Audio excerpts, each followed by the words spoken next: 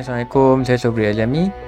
Saya rasa banyak di antara kita yang dah tahu ataupun pernah dengar mengenai tentang kanser. Secara umumnya, kanser ni bermula apabila hanya satu saja sel yang rosak di bahagian struktur DNA-nya yang tak dapat dibaiki, dan kemudian sel yang rosak tu pun tak dapat dimusnahkan.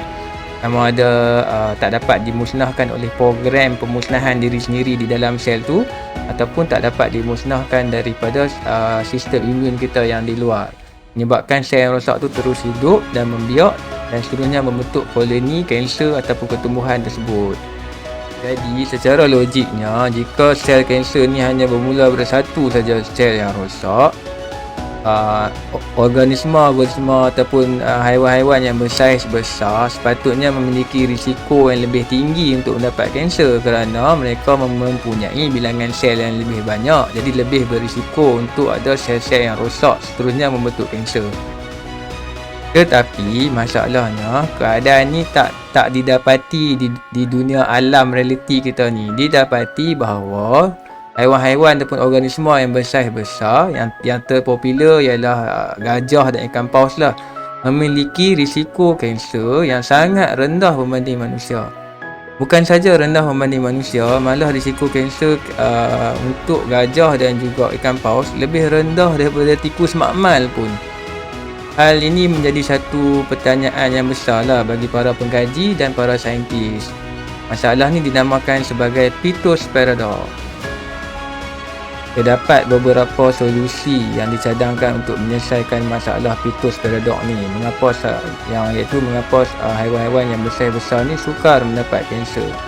Antaranya ialah melalui proses evolusi ataupun adaptasi haiwan-haiwan yang besar ni menyebabkan mereka susah mendapat kanser. Antaranya yang dicadangkan ialah sistem imun yang lebih kuat yang menyebabkan sel yang rosak tadi tak dapat membiak, ataupun program memusnahkan sel-sel yang rosak ni dari dalam yang lebih efektif, dan juga perbezaan struktur tisu yang dimiliki oleh haiwan-haiwan ni, dan juga lain-lain yang menyebabkan mereka ni susah mendapat kanser. Tapi yang paling popular sekali ialah tumor suppressor gene ataupun satu program di dalam DNA masing-masing yang membolehkan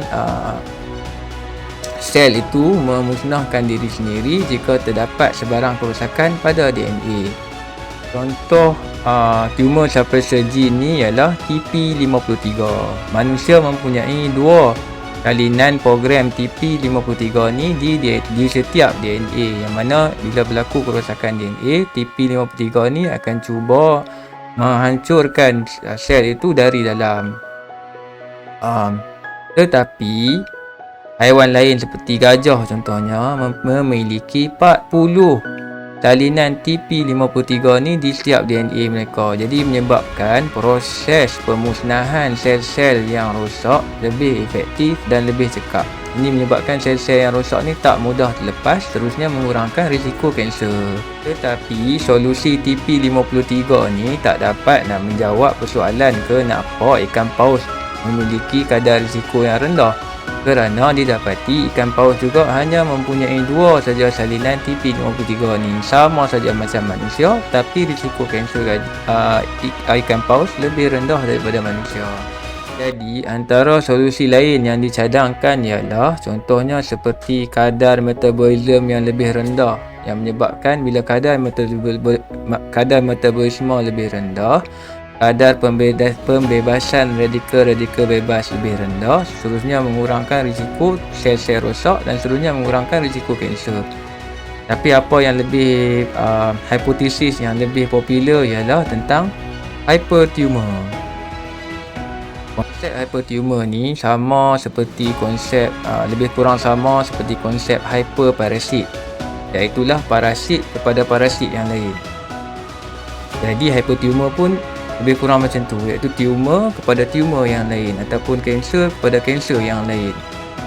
Hal ni boleh terjadi disebabkan bila satu-satu sel kanser yang rosak tadi mula membiak dan membentuk koloninya, terdapat satu sel yang dihasilkan mengalami kerosakan yang lain daripada induk sel kanser tersebut. Terusnya sel kanser yang rosak yang baru tu membentuk lagi satu koloni yang baru. Seterusnya menyebabkan persaingan antara sel yang kanser yang lama dengan kanser yang baru. Hal ni sama ada boleh memusnahkan kedua-dua kanser tersebut ataupun salah satulah yang akan menang. Dan seterusnya, proses hypotumor ni boleh berulang-ulang menyebabkan pembiakan ataupun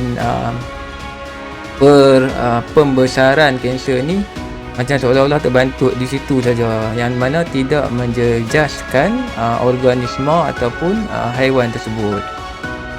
Ya, kemungkinannya hypertumor ni pun boleh berlaku di kalangan manusia dan tikus, tetapi kerana saiz ikan paus yang terlalu dan sangat-sangat besar menyebabkan saiz kanser yang tidak memudaratkan ikan paus tu, tapi jika saiz yang sama terkena kepada manusia dan tikus, kerana saiz manusia dan tikus terlalu kecil, kemungkinannya saiz kanser tu itu pun sudah memberi kemudaratan yang besar terhadap manusia dan tikus. Bagaimanapun, hipotesis mengenai hypertumor ni masih di peringkat kajian dan katanya masih belum dibuktikan di peringkat eksperimen. Jadi, masalah Pittus paradox ni sampai hari ni pun masih belum dapat diselesaikan dengan sebenar-benarnya.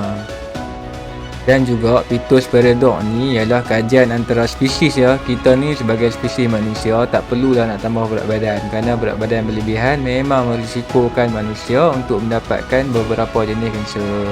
Begitulah kita tengok betapa hebat dan kompleksnya alam ciptaan oleh pencipta alam ni. Masalah kanser yang menghantui manusia sejak beratus beribu tahun lagi tak dapat diselesaikan, tapi mampu diselesaikan oleh makhluk-makhluk ciptaan lain dengan macam tu saja, dengan begitu senang sekali. Jadi saya rasa cukup dulu buat kali ni. Sebelum tu saya bukan saintis, saya bukan pakar perubatan, saya bukan pakar haiwan juga. Saya hanya seorang yang nak berkongsikan sedikit ilmu dengan orang lain. Kalau ada maklumat-maklumat yang salah, sila tegur saya di ruang komen di bawah untuk kita sama-sama menambahkan ilmu. Okay, bye, peace.